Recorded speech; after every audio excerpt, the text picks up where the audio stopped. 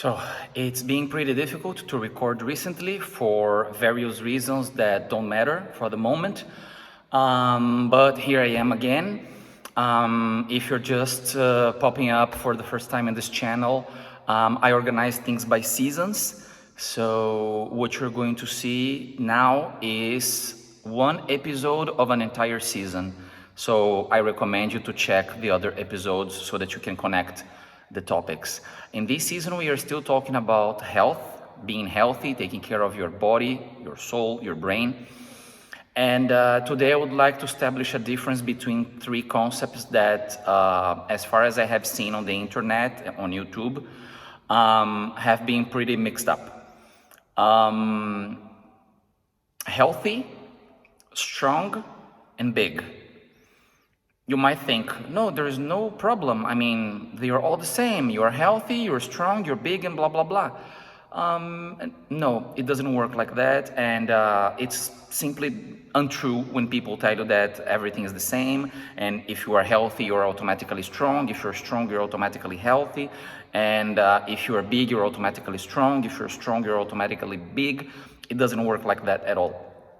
You can have a very, very, very healthy lifestyle, eating balanced, sleeping well, being active, like you walk a lot, you play your squash, you swim, sometimes you bike, or you like martial arts, or you have a sport that you like, basketball, soccer, whatever. You have good habits like reading and watching good movies, going to the theater, cultivating yourself, and so on. And you are at a decent body fat percentage that is healthy, that doesn't put your health in danger. And one might look at you and say, wow, this is an extremely healthy person. And you might be an extremely healthy person, but you're not strong because you don't work on strength. You are not big because you are not working on becoming bigger. You are working on being healthy. You are working on having a good health. That one might be the easiest one or the less complicated one to differentiate, because once it's explained like this, it's easy to digest the information and more or less you feel like, yeah, it makes sense. You can have a healthy life and still not be big or be strong. Things start getting a little complicated when we want to differentiate strength from size. If you want to work on strength, if you want to build up a strong body, what you are trying to do when you are trying to become strong, when you are trying to build strength, is you are trying to build resistant muscles, muscles that can resist to hard tension, to hard flexing, to being pushed to their limits, and so on. And you can have people that are extremely strong, but are not necessarily big. Examples. I don't know, you can take a specialist in calisthenics. A specialist in calisthenics can be a very strong person, can have a lot of strength, can have a lot of endurance, can have very solid muscle structure, and still not be big in volumes, in sizes, and so on.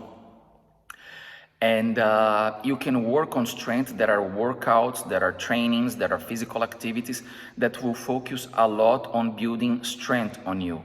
I particularly like more workouts, trainings, physical activities that build up on strength, because my objective is being healthy and having a body that doesn't get often injured, that endures all the challenges that I put to it in terms of doing physical activity, in terms of moving, in terms of doing whatever. And I don't necessarily aim to be big, and actually it's not something that interests me. Another example that I can give you, I was trying climbing the other day, indoor climbing. And I noticed that you need to develop a lot of strength in your grip, more than anything. And I saw some people climbing, people that have been climbing for a long time, that are very experienced in it, and they have a very, very strong grip. That is, they do not lack strength at all, above all in this area of their bodies. And I didn't see big people. I didn't see guys, I didn't see girls that were huge, that were filled with muscles and so on. But at least from outside and from noticing what they were doing, the challenge of what they were doing, they seemed to be pretty strong, at least to do that activity. You can also develop specific strengths. No, you strengthen this area of your body, this muscle, that muscle, and they were not necessarily big. And then comes the last one. You want to be big, you want to work on volume. Maybe you don't want to be a professional bodybuilder, but you want to gain volume. You are very thin, you are very slim, and you want to gain some volume and so on. And there is a specific workout for that. And here we have another complication, another situation in which we can get confused. You might think, well, if I work on volume, if I work on becoming big, I will necessarily be strong because I'm big. I know it sounds weird, and I know it's very difficult for you to digest this one because you see all those bodybuilders lifting a lot of weight, lifting heavy as hell, and they are very, very, very big guys. But I can tell you, that is one way, that is one possibility. I can tell you that I know people that are really big, that have lots of muscles, that are like 2-3 times bigger than me, and I'm a pretty average guy. I'm not big, but I know guys that are really big, and they not necessarily lift super, super heavy. In order to get big, you have to have genetics on your side, you have to have diet on your side. The people that become really, really, really big, the people that are competing bodybuilding and so on, I know, you know, everyone knows and no one admits, they stuff themselves with drugs that will enhance their performances, that will help them growing and so on. So they are absolutely artificially grown, if we can use this expression. Or as people say in the fitness industry, no, I had to watch some videos in order to do this season, natural or not natural.